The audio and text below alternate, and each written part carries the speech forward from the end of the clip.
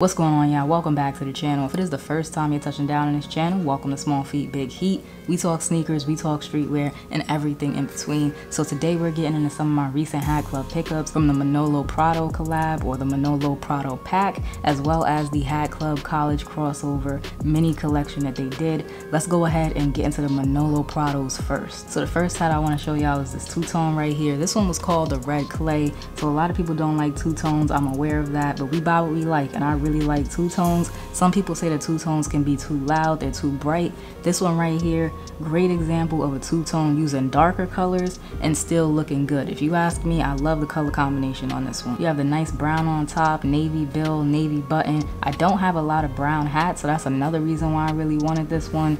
Also, take a look at that side patch, 1999 World Series side patch. So you know it's a Yankees patch. The colors inside the patch look really good. It's kind of like a half brown, half peach thing going on. The 1999 is in peach, and the peach signifies Atlanta to represent Manolo City of Atlanta, and I think they did a great job with that. It definitely gives you Atlanta vibes. That's a flat batty man on the back, red, navy, and white in there. All in all, they did a really good job. Tonal New Era logo, blue button once again with the red bottom. I really like this hat. I think they did an amazing job. If people were able to double up on these, that's a beautiful thing. So this next two-tone out the pack shows off some more traditional Atlanta colors. You got the navy and the red. I think he did a really good job of showcasing his love for Atlanta with this pack, and I think that's a really dope thing. You should always be proud of where you come from. I don't care if it's a small town that nobody knows or a huge city that people are getting lost in all the time. Don't let it define you. Definitely get out there, see other places, travel while you can, but always be proud of where it started. Be proud of your roots, I guess you can say.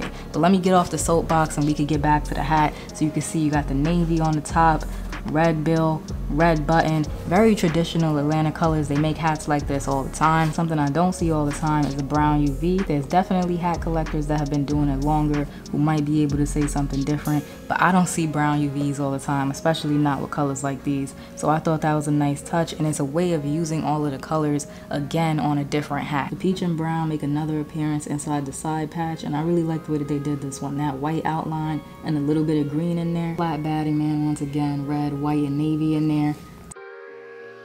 This is a really nice hat, even if you don't like two-tones. I don't know how you can't like this one.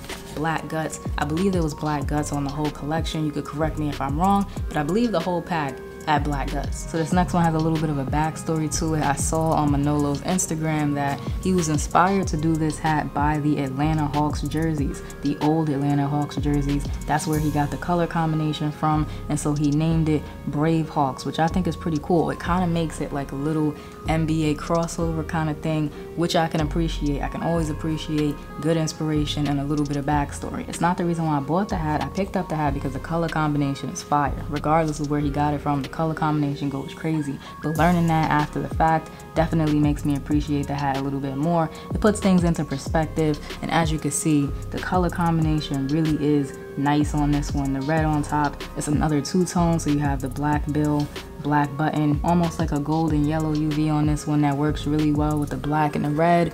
Milwaukee Braves patch on the side. I really like that patch. Like, it gets in a lot of different colors. The details are there. World Series, Braves. It even has a little tomahawk and a 1957 below it. No batting man on the back, and I think it was a good idea to just leave it plain. They could have threw like another M back there or something to signify Atlanta. I think it works well with the rest of the hat to just leave it plain. So those are the hats that I bought from the Manolo pack. I'm happy with the ones that I picked up. I think he made great choices with color decisions, design decisions. It's a really strong pack overall, regardless of which ones you picked up. But we do have some more hats to get into. We have to talk about this HatClub college crossover collection. So the first hat that I picked up from that collection was this one right here, the Texas Rangers in the University of Texas colorway. It's this all over burnt orange. Looks very similar to the Campfire collection, and I really like the HatClub Campfire collection, so I knew this was a must cop for me. The white T logo on the front with the black shadow. That black shadowing makes the T on the front pop